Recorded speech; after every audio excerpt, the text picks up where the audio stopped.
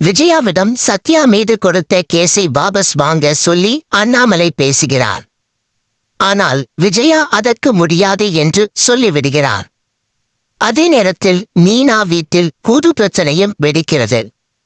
இன்றைய எபிசோடின் ஆரம்பத்தில் அண்ணாமலை பார்வதி வீட்டுக்கு வந்து விஜயாவிடம் சத்யா மீது கொடுத்த கேஸை வாபஸ் வாங்க சொல்லி பேசுகிறார். ஆனால் விஜயா வாபஸ் வாங்க மாட்டேன் என்று பிடிவாதம் பிடிக்கிறார். அதற்கு அண்ணாமலை, அந்த பையன் படிக்கிற பையன், இப்போ மனம் திருந்துட்டான், அதனால் அவரை தண்டிக்கிறது தப்பு.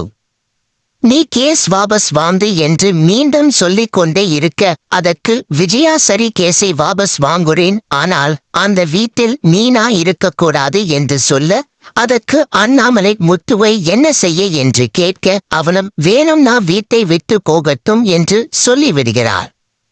அண்ணாமலை, இந்த வீட்டில் நீ எப்போதும் மீனா மீது கோபத்தை காட்டிக்கொண்டே இருக்க, மீனாவை பேசுற மாதிரி மற்ற 2 மருமகளை பேசினால் அவங்க புருஷன்களை கூட்டிட்டு போயிருவாங்க.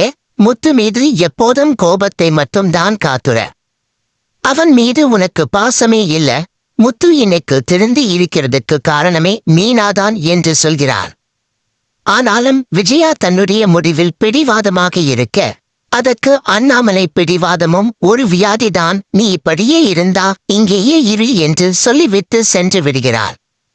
வீட்டுக்கு வந்த அண்ணாமலையிடம் முத்துவும் மீனாவும் அம்மா என்ன சொன்னாங்க என்று கேட்க, அதற்கு அண்ணாமலை, விஜயா பிடிவாதமாயிருக்கிறா, கேஸை வாபஸ் வாங்க மாட்டேன்னு சொல்லித்தா அவ அப்படி வாங்கணும்னா நீங்க 2 பேரும் வீட்டில் இருக்கக்கூடாதுன்னு சொல்கிறா என்று சொல்கிறார்.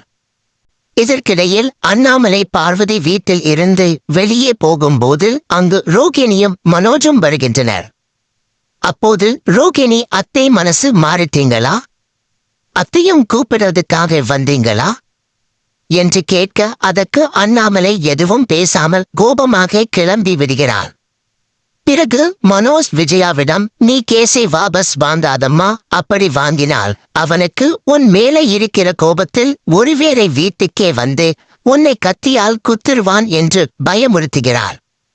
மறுபக்கத்தில் முத்துவும் மீனாவும் வக்கீல் இடம் விஜயா கேஸை வாபஸ் வாங்கவில்லை என்று சொல்ல, அதற்கு அவர் அப்படி என்றால் 5 லட்சம் வரை செலவாகும் என்று அதிர்ச்சி கொடுக்கிறார். அந்த நேரத்தில் முத்துவிற்கு, சீதாவிற்கு வரன் பார்த்த மாப்பிள்ளை போன் பண்ணி, எனக்கு இந்த சம்பந்தம் வேண்டாம், இப்படி ஒரு திருட்டு சம்பவத்தில் ஈடுபட்ட ஒரு பையன் வீட்டில் இருக்கும் நிலையில் அந்த வீட்டில் சம்பந்தம் பச்சா பிரச்சனை என்று வீட்டில் எல்லாரும் சொல்றாங்க என்று சொல்ல, அதற்கு முத்து திருமணத்திற்கு பிறகு இப்படி நடந்திருந்தால் என்ன செய்திருப்பேங்க என்று கேட்க, சீதாவை அவங்க அம்மா வீட்டுக்கு அனுப்பி இருப்பேன் என்று சொல்கிறார். இதனால் நீ என்னடா சொல்றது, நாங்களே சொல்றோம், நீ வேண்டாம் என்று திட்டிவிட்டு போனை வைத்து விடுகிறார். அந்த நேரத்தில் சீதாவின் அம்மா முத்துவுக்கு போன் பண்ணி வக்கீல் பார்க்க போன விஷயம் என்ன ஆச்சு என்று கேட்கிறார். அதற்கு முத்து சமாளித்துக் கொண்டிருக்கிறார்.